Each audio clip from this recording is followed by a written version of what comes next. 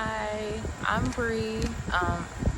I'm making this video because I have been called to teach and guide and counsel the collective, God or spirit, whatever, however you like to reference.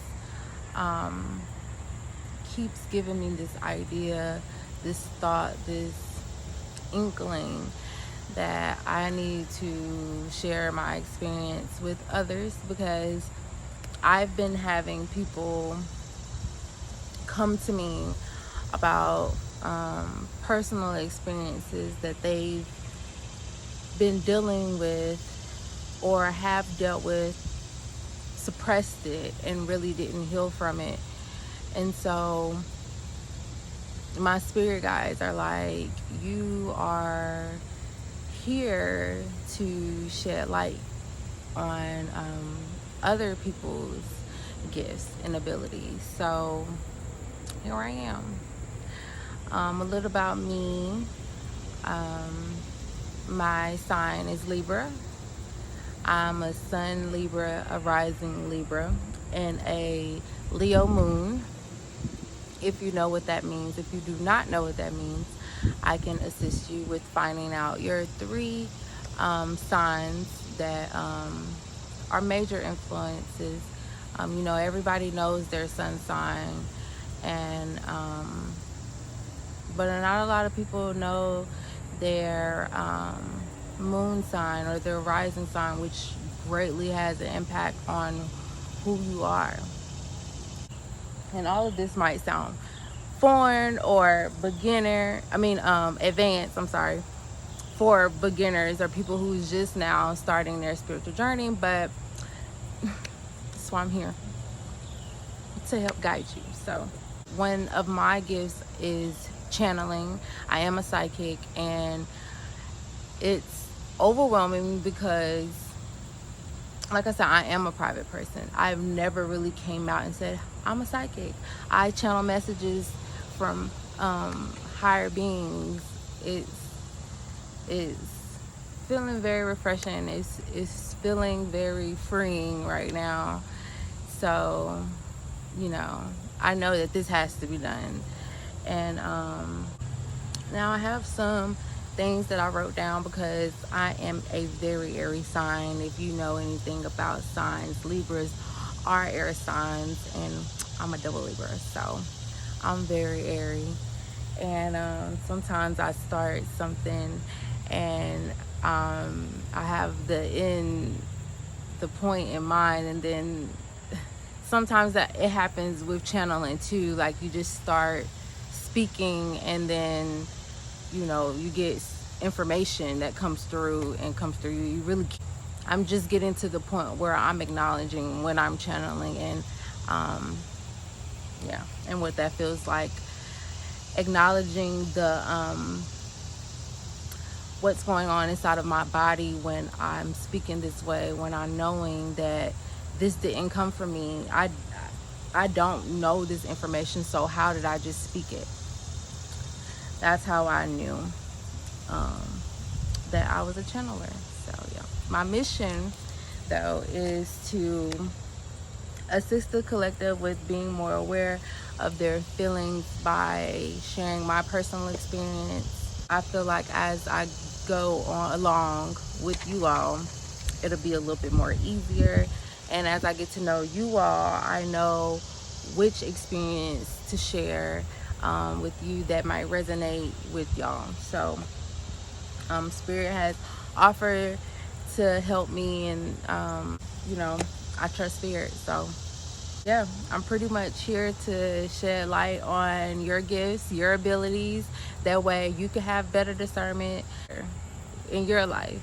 How I've used my spiritual path to guide me, or what got me started was when I was 21.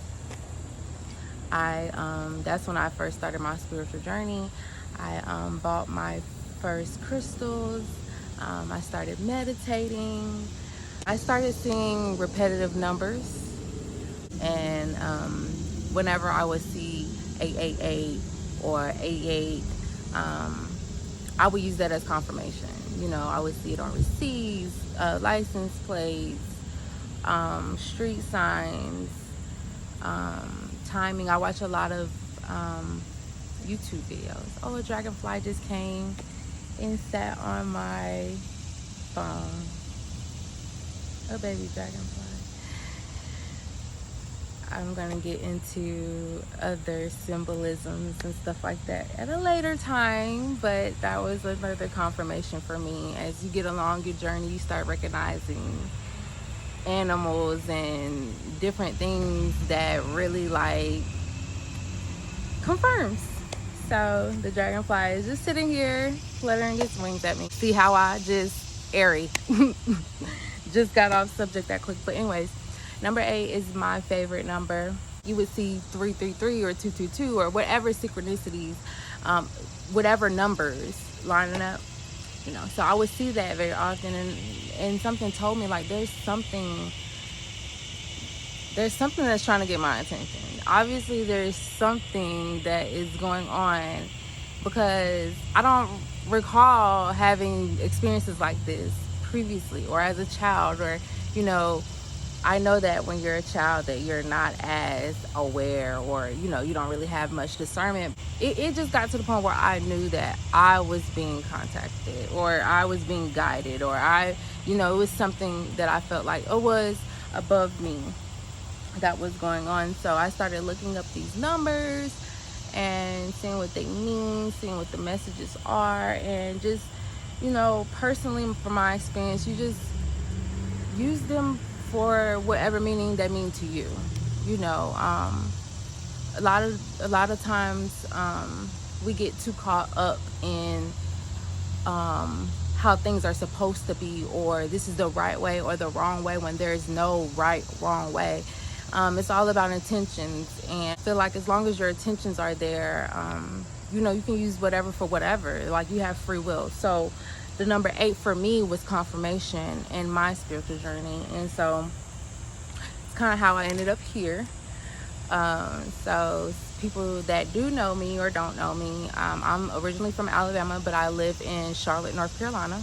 I was in a relationship with someone, and he lived here. He was from Alabama, but he lived here in Charlotte, and I would visit him often. And whenever I would visit him, every single time I would see the numbers 888, like I was telling y'all, and it would be just that number 888. I would see it on, when I would get in town, I would see it on the addresses. Like, I remember specifically being at a Dollar Tree, and that's when I knew I wanted to move here. I seen the address was 888, so I was like, I think I'm supposed to be here. I feel like I'm supposed to move here. Like, not necessarily with him, but I just felt like I'm supposed to be here. I am supposed to be here. So once I got back home, and at the time, recent time, my great grandmother had just passed, and so had came across this ritual. It was like an ancestral ritual. I moved to Charlotte, and everything was not smooth. It was so tragic. It was so tragic, y'all. Like, what I'm about to tell y'all right now, my family don't even know. So, you know, if my family's watching this, hey, y'all about to really know about me. But,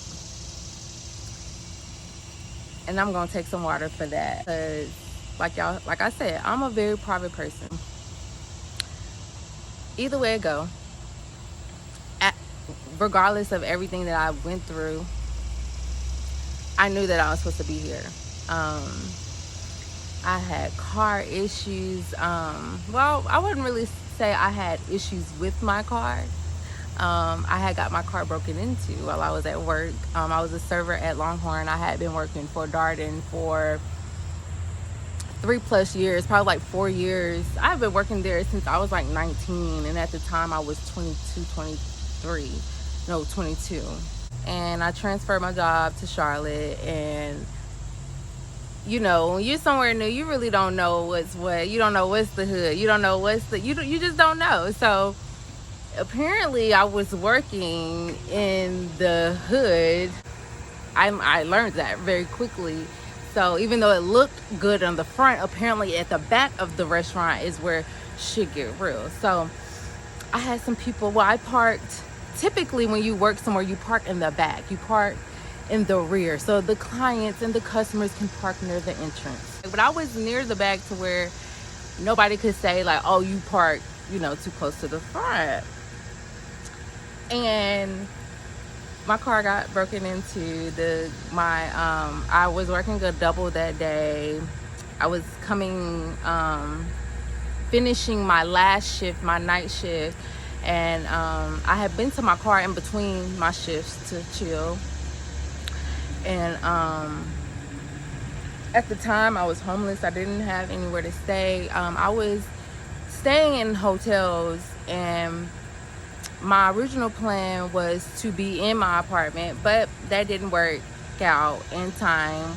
I actually didn't end up in my apartment until like 3 months after moving there. And so all my bags was in my car, my SUV. And so anything that was a bag, pretty much they took. The shift that I had just did, so I put my money underneath the seat, so I wouldn't carry all that cash on me. It was just a lot. Like, so I went from living in the hotels to Airbnb, and then I ended up moving into my apartment. But my relationship with my partner, or ex-partner at the time, was very toxic. It was so toxic. He was very manipulative, and it ended up becoming abusive physically. And when I had to go to the hospital for injuries, the lady told me, she was just like, you know, you've been dealing with a narcissist, and she showed me, you know, everything. And I'm just like, a narcissist? Like, what is that? What do you mean a narcissist? Like, you know, so I never experienced anything like that before. And at some point I felt like I deserved it, because I had been in a space where my self-worth wasn't there. Because why does anybody deserve any type of abuse? I lost my job. We ended up not having a general manager. The GM left. I ended up getting fired for some stupid petty thing, and I could not find a job. I was having a hard time finding a job, and I did Postmates, and you know, I really like had it in my mind that I wanted to be here to start my career as a cosmetologist. Definitely didn't think I wanted to be a cosmetologist. I wanted to solely do nails, but I had been led to do cosmetology. And so I got my mom back right, and I said, you know, I'm going to go ahead and go to cosmetology school, since I don't have no job. I don't have any distractions really. At that time, I hadn't been dealing with physical abuse, but more so manipulative behavior from my ex-partner at the time. He was not in town often, so it wasn't like he would be gone for days on end. So I decided to go ahead and do school. Low distractions really. And my child, she was with her father at the time. Took the leap of faith, went to cosmetology school, did my thing there, learned how to do nails, and you know, now I'm here. And I said all that to say I needed to go through that. And it is not the fact that I deserve what happened to me, but I did deserve to learn my self-worth. I did deserve to learn that it was not okay, that one time is enough, that I'm not going to allow anybody to have that much power over me. Neither are my ancestors. They're gonna ride. The ancestors gonna ride, okay? Once I start acknowledging them, everybody that did me wrong got wrong done to them. I mean, like 15-fold, like not 10-fold, like 15-fold. And Yeah, I'm not even gonna, that's another video. That's a whole nother conversation. Ancestors. But I instantly got the feeling like I shouldn't have done that ritual. Like, I shouldn't even did that. Like, it didn't work. Like, I really started to feel like, damn, grandma, if you don't fuck with me, just say that. Like, I mean, I don't understand what's going on.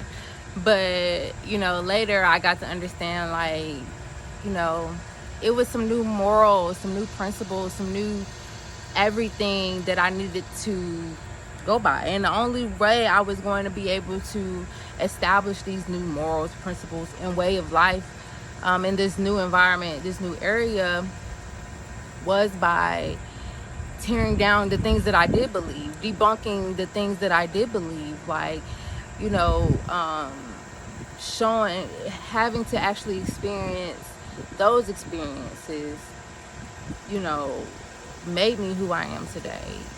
And overcoming those experiences and learning from them, not just getting through them, but going through them and growing through them,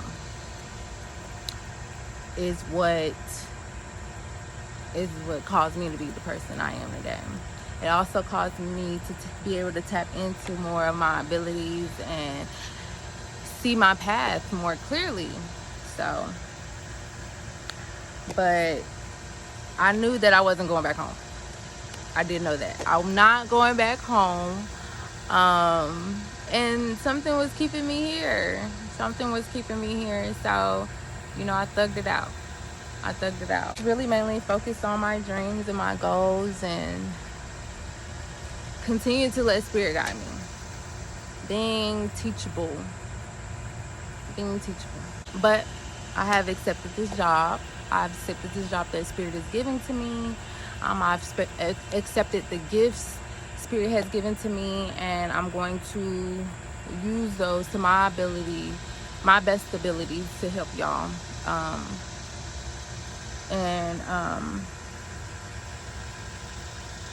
I really encourage y'all to do research. You know, get to know you, get to know yourself through astrology. I'm getting to know myself and my child through astrology. She has her own separate spiritual journey that I'm learning, and, you know, that I'm coexisting in. Spirit has their own mission for her, and I had to learn that too. Y'all have any questions about crystals, like, you know, what crystals I have, or if you have a similar story to my story, you know, or if you want to share your experience on your spiritual path,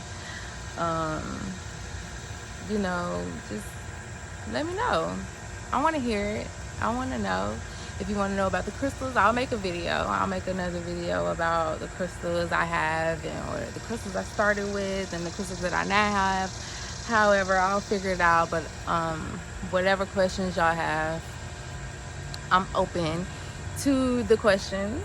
Yeah, I'm ready to start this with y'all. I'm excited to start this with y'all because I really feel like everyone is going through a moment right now where they are having to revisit past life experiences that were traumatic to them. And this gift to channel, like, it just flows out of me. So I'm just here to help. I'm just gonna be flexible. I'm just gonna move when spirit say move. I'm just gonna continue to be aware and share. So that's my promise to y'all. My promise is to share my journey, share my experiences, and to share my gifts.